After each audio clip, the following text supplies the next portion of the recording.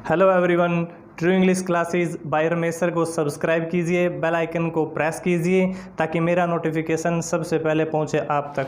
Thank you. Hello everyone, true English classes bye Ramesh sir में आपका स्वागत है। और दोस्तों, आज की वीडियो से हम शुरू करने जा रहे हैं HSSC के previous question paper only of English, केवल इंग्लिश के। और इस तरीके की आपके सामने मैं 100 वीडियो लेकर आऊँगा, यानी 100 पार्ट लेकर आऊँगा। और एक पार्ट में हम सोल्व करेंगे 2 पेपर्स के क्वेश्चन, जैसे 2016 मॉर्निंग, 2016 इवनिंग के एक वीडियो में हम सोल्व करेंगे, यानी एक वीडियो में 2 पेपर। और 100 वीडियो में आपके सामने लेकर आऊँगा तो टोटल हम क्वेश्चन पेपर सोल्व करेंगे 200 यानी 200। और 200 यदि हम क्वेश्चन पेपर सोल्व कर लेते हैं तो मेरे ख्याल से ऐसा कुछ नहीं बचता है जो कि HSSC में इनमें से ना आए। और साथ साथ में हम इनमें बात करेंगे कि ये रूल्स हैं, ये इस प्रकार लागू होता है। और लास्ट में जब अपने एग्ज़ाम नज़दीक आते हैं तो ये 100 जो पार्ट हैं इनको मिला के एक वीडियो बनाएंगे, जिसमें टोटल आपके सामने होंगे फिर 200 क्वेश्चन पेपर, जिससे आप आसानी से अपनी HSSC की तैयारी कर सकते हैं। तो लीजिए शुरू करते हैं आज पार्ट 1। और इस तरीके के हम पार्ट लेकर आएंगे 100, जिसमें 2 क्वेश्चन पेपर होंगे यानी 200। तो शुरू करते हैं आज की वीडियो, जिसमें हम बात करने जा रहे हैं हरियाणा पुलिस का ये पेपर था 2016 इवनिंग का है और साथ में मॉर्निंग का है। तो ये जो शुरू के जो हैं ये सारे इवनिंग में आए थे, ठीक है। फिर बात करेंगे हम मॉर्निंग की। तो जो फर्स्ट क्वेश्चन आपके सामने है, see let her horse dash in the field. और आगे 4 आपके सामने ऑप्शन है। सी लेट होता है अनुमति देना। See let her horse dash in the field, यानी उसने अनुमति दे दी अपने हॉर्स को डैश इन द फील्ड। किस चीज़ की? लूजन, लूज, लूजली या लॉस। तो यहाँ पर सी लेट हर हॉर्स लूजन ये नहीं है। क्यों नहीं है ये भी बताऊंगा मैं, ठीक है। इसमें लूजली भी नहीं है, ठीक है। अब बात है लूज और लॉस। एक चीज़ आपने ध्यान रखना, यदि लेट कहीं आए, आपको सेंटेंस में लेट मिल जाए, तो चाहे हम वर्ब की बात करते हैं, चाहे एडजेक्टिव की बात करते हैं, जो फर्स्ट पार्ट है नहीं वो फिल होता है। See let her horse dash in the field, तो यहाँ लॉस वर्ब है, तो इसमें वर्ड यूज होगा लूज। लूज का मतलब एक तो ढीला होता है और एक होता है फ्री। तो सी लेट हर हॉर्स फ्री, यानी फ्री कर दिया उसने अपने हॉर्स को, कहाँ पर जाने के लिए? फील्ड में जाने के लिए। सेंस के आधार पर भी देख सकते हो, see let her horse loosen in the field, loosely in the field. Loss का मतलब होता है गुम होना, मीनिंग भी आप देख सकते हो। इसका मतलब खो जाना, और इसका मतलब है फ्री, ढीला छोड़ देना, यानी उसको टाइम देना कहाँ जाने के लिए? फील्ड में जाने के लिए। तो इसका जो राइट आंसर है वो है लूज, मतलब फ्री। और लेट का होता है अनुमति देना। एक लेटस होता है, लेटस का मतलब होता है आओ ऐसा करें, लेट्स गो टू स्कूल। उसमें लेट के साथ में अस का यूज होता है, उसका मतलब है आओ ऐसा करें, सजेशन, सुझाव। लेकिन ये अकेला लेट है तो इसका मतलब है अनुमति, उसका मतलब है अनुमति देना। नेक्स्ट है जिसका हम यूज़ कर रहे हैं, सम पीपल रिगार्ड, मतलब समझना। द वर्ल्ड, संसार को कुछ लोग समझते हैं एज एन इमिटेशन, नकल। क्या संसार को नकल मानते हैं वो कुछ लोग? एक होता है अल्यूजन, इसका मतलब होता है संकेत करना। एक होता है इल्यूजन, बचाव। और एक होता है इल्यूजन, इसका मतलब होता है मोह माया। तो यहाँ हम कह सकते हैं इसमें अपने इनके जो मीनिंग्स हैं उनका पता होना चाहिए, तब आप फील कर सकते हैं। इसमें एक चीज़ और बताऊंगा मैं आपको। तो सम पीपल रिगार्ड, वो मानते हैं वर्ल्ड को, क्या मानते हैं? कुछ लोग इल्यूजन मानते हैं, भ्रम, मोह माया मानते हैं। तो इसका जो राइट आंसर है ये है। तो इस प्रकार के जो वर्ड हैं ये एग्ज़ाम में पूछे जाते हैं, और इनके लिए मैंने एक वीडियो बनाई है इनकी अलग से। ये कन्फ्यूजिंग वर्ड हैं, यानी उनका जो प्रोनाउंसिएशन है that is same but meaning is different. तो इस प्रकार का पेपर में ज़रूर पूछा जाता है। तो आपने इनका ध्यान रखना। जैसे एक वर्ड है डेजर्ट, DESERT, एक है DESSERT डेजर्ट। तो इस पर एक का मतलब है रेगिस्तान, एक का मतलब है खाना खाने के बाद जो मीठी चीज़ें कुछ खाते हैं वो। तो इस प्रकार के जो वर्ड है वो एग्ज़ाम में ज़रूर पूछे जाते हैं। तो अपने चैनल पे इसकी एक वीडियो है वो आप देख सकते हैं। यदि आप कहीं बुक में से पढ़ना चाहें वो आप पढ़ सकते हैं, लेकिन ये इंपॉर्टेंट है, ये मैं आपको बताना चाहता हूँ। इस प्रकार का पेपर में पूछा जाता है। इस प्रकार के जो कन्फ्यूजिंग वर्ड्स हैं जो एक दूसरे से प्रोनाउंसिएशन जिनका सेम है। नेक्स्ट है दिस इज़, ये एरर इंपॉर्टेंट है। एरर के लिए आपको सभी जो चैप्टर्स हैं उनका बेसिक थोड़ा थोड़ा नॉलेज होना चाहिए, फिर आप एरर बता सकते हैं कि एरर आर्टिकल में है, किस चीज़ में है। तो ये है this is one of the companies who has done well for the past few years. आसान है और इस प्रकार का एग्जाम में ज़रूर पूछा जाता है। This is one of the companies who, तो यहाँ मैं आपको बताना चाहता हूँ, ये जो यहाँ हु है, विच है, इनको बोलते हैं हम रिलेटिव क्लोज। हु इस प्लेस पर हु, विच, दैट, हुज, हुम, इनको हम बोलते हैं रिलेटिव क्लोज। ठीक है। अब यहाँ हु का यूज़ हो या हुज का, दैट का, विच का, कैसे आपको पता चले? तो मैं आपको बताता हूँ। इससे पहले, इस वर्ड से पहले यदि लड़का लड़की की बात है, मनुष्य की बात है, तो यहाँ हु का यूज़ होता है। Point to be noted. ठीक है। महिला पुरुष किसी का भी यहाँ यूज़ है, जैसे राम, श्याम, गोपाल, कुछ भी, तो यहाँ हु का यूज़ होता है। यहाँ वस्तु की बात है तो यहाँ दैट, विच का यूज़ होता है। किसी की कोई वस्तु गुम हो जाए, उसकी वस्तु, जिसका, जिसकी, तो हुज का यूज़ होता है। तो अब यहाँ क्या आना चाहिए हम देखते हैं। This is one of the companies, यानी किसी व्यक्ति की बात तो नहीं है।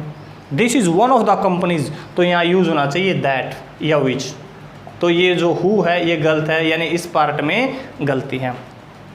तो इससे आपकी क्या समझ में आया, दोबारा फिर बताना चाहता हूँ मैं। इस प्रकार के पूछे जाते हैं।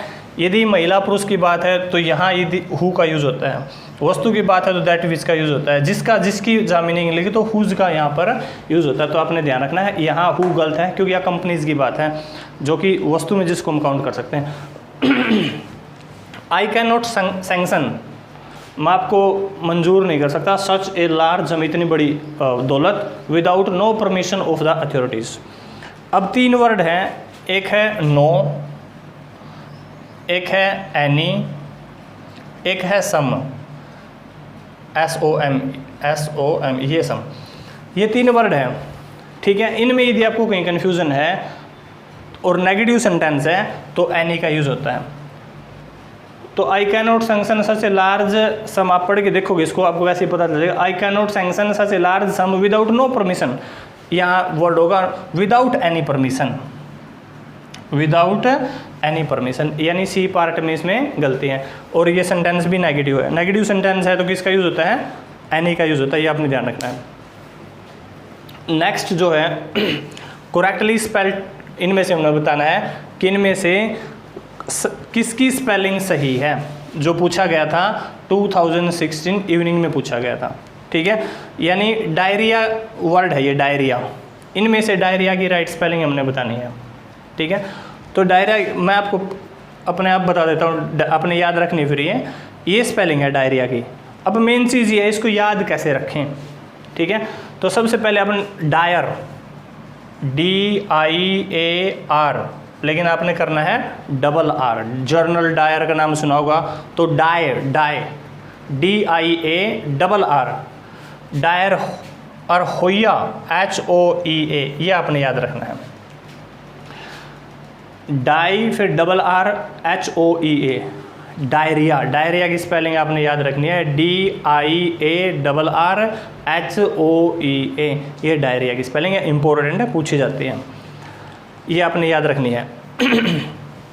ए वर्ड और practice that has gone out of date, जो अब प्रचलन में नहीं है उसकी हम बात है। तो इसका आसान सा है आउटडेटेड, यानी जो इस डेट का अब नहीं रहा है, ओल्ड फैशन जिसको हम कह सकते हैं। इनके मीनिंग भी मैं आपको बता देता हूँ जो नेक्स्ट है। एब्सोल्यूट का मतलब होता है संपूर्ण, और ओप्रेस्ड का मतलब होता है जिसके ऊपर दमन किया जाए, जिसका शोषण किया जाए। और कनकरेंट का मतलब होता है समकालिक, एक काल का, जो एक काल में जिए हों। एंटोनिम्स ऑफ वर्च्यू, इसका मतलब होता है गुण। और अब गुण का उल्टा अवगुण। अब इनमें से देखना है अवगुण कौन सा है। फार का मतलब होता है दूर, ठीक है। एंगर का मतलब होता है गुस्सा, और वैल्यू का मतलब होता है महत्व। तो ये तो नहीं है, फिर कौन सा इसमें बच गया, वाइस। ये वाइस प्रिंसिपल वो नहीं है। वाइस का मतलब होता है अवगुण। वाइस से एक वर्ड आपने सुना होगा वाइसियस, मतलब अवगुणी, बुराई वाला बंदा।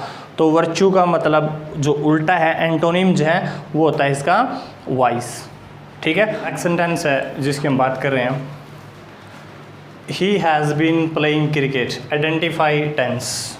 यह आया था 2016 में, इवनिंग का जो पेपर था 2016 का, उसमें इसमें हमने ये बताना है टेंस कौन सा है।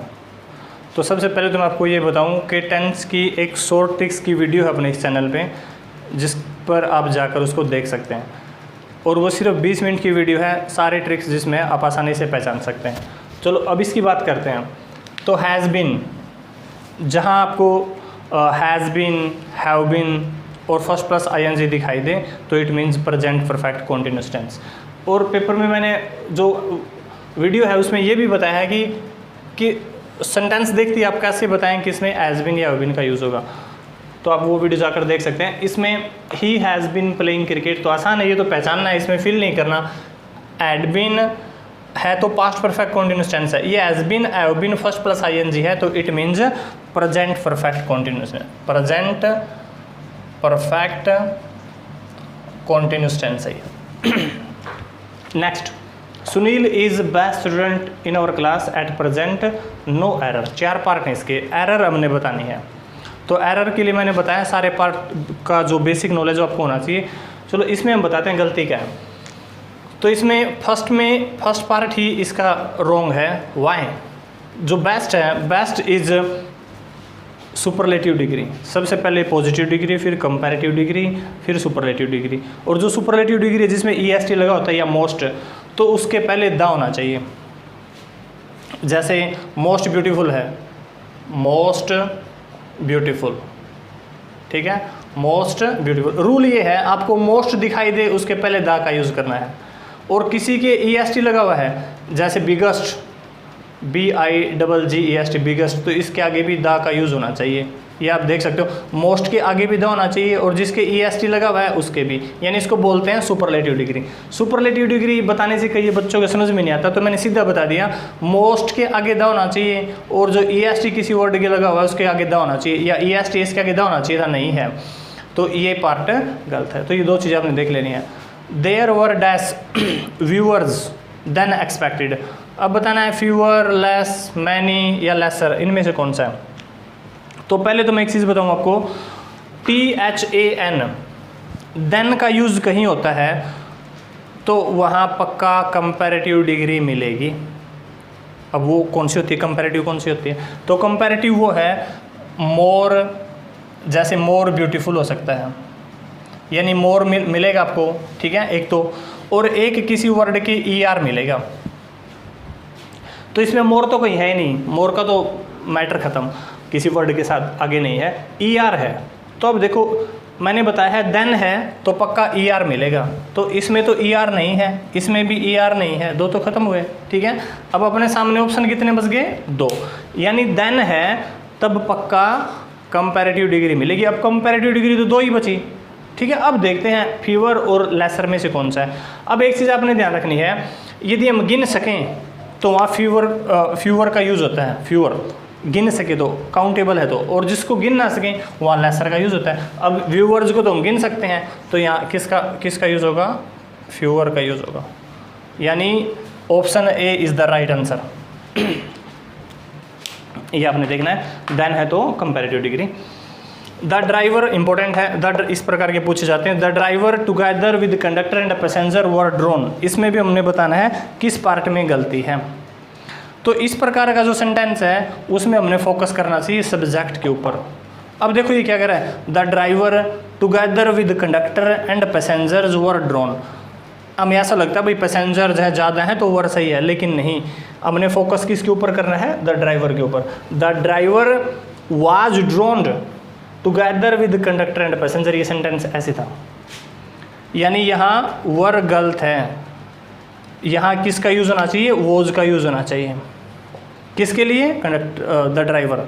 सब्जेक्ट हमने ये जो बीच में है इनके ऊपर फोकस नहीं करना, हमने फोकस किसके ऊपर करना है, सब्जेक्ट के ऊपर। द ड्राइवर वाज ड्रोन इनके साथ में, लेकिन कन्फ्यूजन क्रिएट करने के लिए इन्होंने ये पैसेंजर ये वर्ड यूज़ कर दिए ताकि हम वर्ड को सही माने। तो ये जो पार्ट है, डी पार्ट है, ये इसमें गड़बड़ है, तो ऑप्शन में भरेंगे हम डी। नेक्स्ट है थीप रन फास्ट, चोर तेज़ी से दौड़ता है, सीइंग द पुलिस, पुलिस को देखकर। बताना क्या है कि जो अंडरलाइन वर्ड है ये बताना है भाई एडजेक्टिव है, एडवर्ब है, प्रीपोजिशन है या कंजक्शंस है, ठीक है। अब इनकी डेफिनेशन भी आपको पता ना चाहिए। एडजेक्टिव क्या होता है, विच क्वालिफाइज नाउन और प्रोनाउन, जो नाउन और प्रोनाउन की संज्ञा विशेषता बताएं। एडवर्ब क्या होता है, जो एडवर्ब होता है एडजेक्टिव के बारे में भी बता सकता है, खुद एडवर्ब के बारे में भी बता सकता है, वर्ब के बारे में भी बता सकता है। प्रीपोजिशंस कौन सा होता है, words which are used before a and the articles to show its relation with other words, दूसरे वर्ड्स के साथ में अपना रिलेशन दिखाने के लिए यूज़ किया जाता है। और कंजक्शन क्या है, conjunction can join two words, two phrases, two sentences etcetera, इनको जोड़ सकते हैं। बात ये थी।